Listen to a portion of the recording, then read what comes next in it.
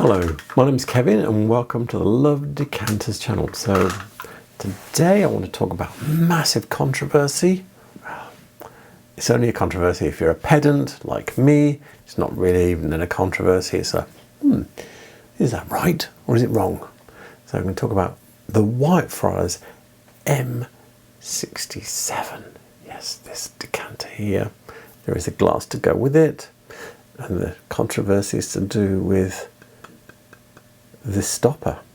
You see the stopper, it's got a little air bubble in it. But anyway, I will show you the references I have and why that is a controversy. Because I'm not sure. The question is it an M67 or is it not an M67? You know, that is the question, to be or not to be. Anyway, so yeah, we're not going to go Shakespearean. Let's get on and have a look at the references and I'll explain my conundrum that I have. So, right, let's go. We are looking at the whitefriarsglassworks.com website, and this is a page from the 1940 catalogue. And yeah, so this is the decanter we're looking at, the M67. And yeah, it's in here. It's the stopper looks fatter, and it's got this ring running around it. To me, this looks a bit more balanced because actually the bottom end of this is quite chunky, and at least the width of the ring looks about the width of the pouring lip, so it kind of balances it a bit. Now, the issue I have is this is the only catalogue with it in 1940. It's not in the 38 and it's not in the 49. So this is the only picture we have of the M67. We have here the M62, and I have done a video of that. You can just look it up. And this has got plain and cut ones. These rings are cut. So the plain version doesn't have these rings on it, but it's still the M62 whether it's got the cutting or not. But this is, theoretically, this is more glass because it's got a ring on it.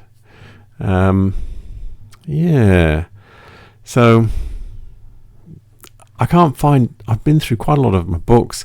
I can't find any mention of there being two types. I have two picture, one's like a leaflet from an exhibition and the other's a book. I have two pictures that both state that they are M67s. Okay, so let's start with this one here. We'll go with, so this is from Andy McConnell's book, The Decanter, Ancient to Modern, and this is the same as mine. There's no ring. It's kind of like, comes to like a little pinhead on top compared to the bottom half, and it's got the little bubble in here. But this is down as the M67, and yeah, so it is Andy McConnell. And then the other one I have is this one, which is like the one in the catalogue where it's got this ring. Most of the ones I see don't have the ring. It looks a bit different here as well. It's not quite so slim around the neck bit. It's like it's got a fat neck, but yes, but if you look at that kind of lines up, so it doesn't look, but this is from a different angle. It should have been, I think actually this is a wide angle lens, so you've kind of got, this is flat but then this is splayed right down.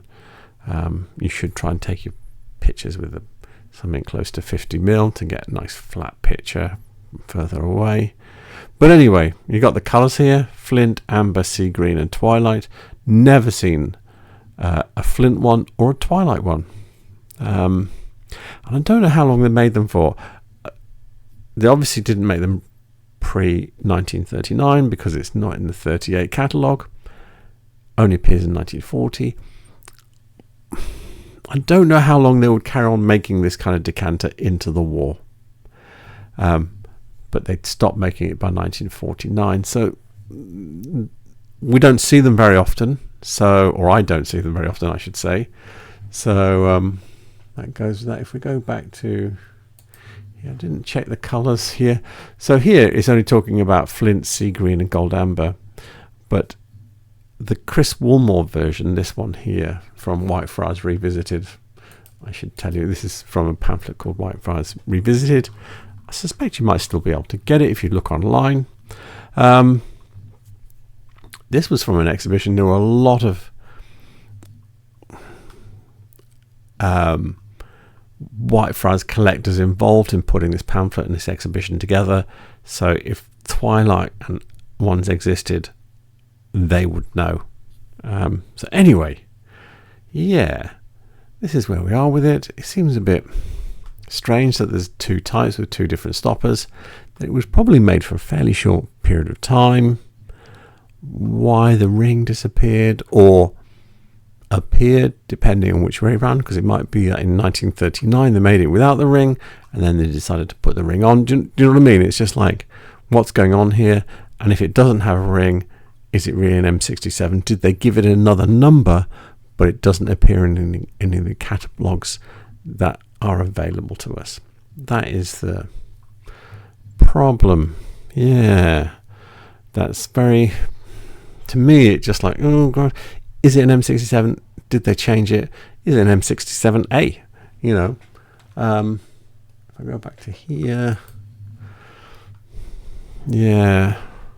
And in fact, if I come out of this, look, I'll show you something, how many catalogues there are. So we've got 37, 38, 40 and 49. 37 is a new one, so there are more bits floating around, and there may be there might be a 39 somewhere, and there might be a 45, because I suspect they weren't creating new catalogues during the war. 40 is probably the last one they did, I suspect, not 100%. They might have done a 41. I know that there's another reference that I love, the studio, and yeah, that kind of stopped being made from 1941. So the next one we saw was like an abridged one that was called 42 to 48. So yeah, there wasn't a lot going on as far as design and people making things for this type of work during the war. So I don't know what to do. But anyway, with that said, let's get on and have a look at some glass. So here it is, the glass in the flesh. I also have glass. There is only one style of glass. There's no jugs, there's no other things. This is supposed to be a sherry glass. It seems a bit wide.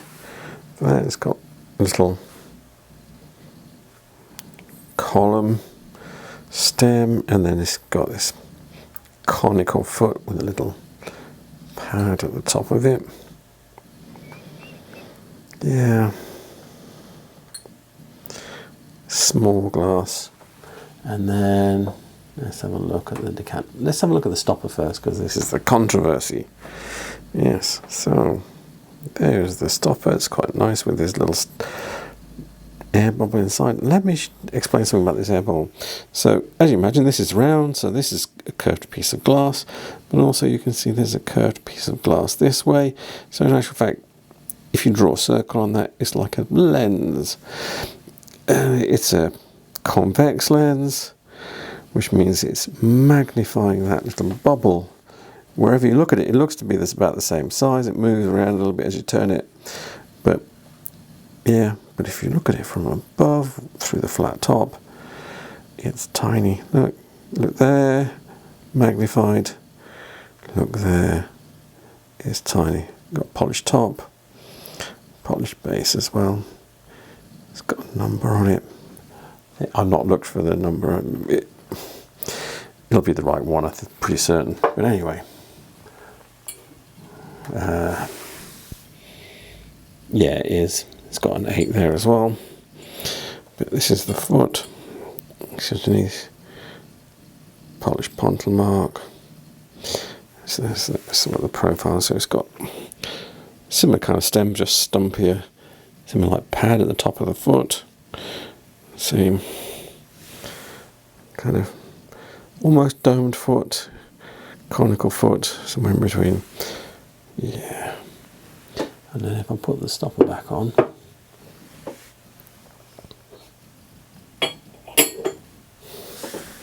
you see what I mean? There's a lot of glass down here, it feels like, and then not much up here. And in fact, you can almost see it in the colour of the glass, because this is kind of pale, a bit like this is kind of pale, and then yeah, this is very dark, and up here it looks a bit more yellow. And there's no colour fade in there. That's just, this is quite thick compared to the top half. That's all that's about. I haven't even got a top light on to shine down and make that look brighter. So all this light is coming in pretty much from the side. So yeah, this is what it's like. And remember, I've only ever seen the sea green ones. I haven't seen any flint ones, and I haven't seen, definitely not seen any twilight ones.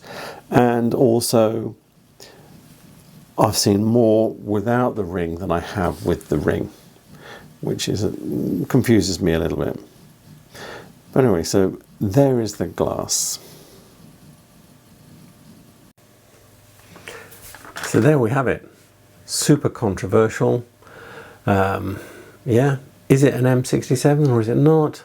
You know, is someone going to, you know, indignant of Tunbridge Wells is going to jump into my comments and go, oh no, the one without the ring is an M73 or something, you know. Anyway, I don't know.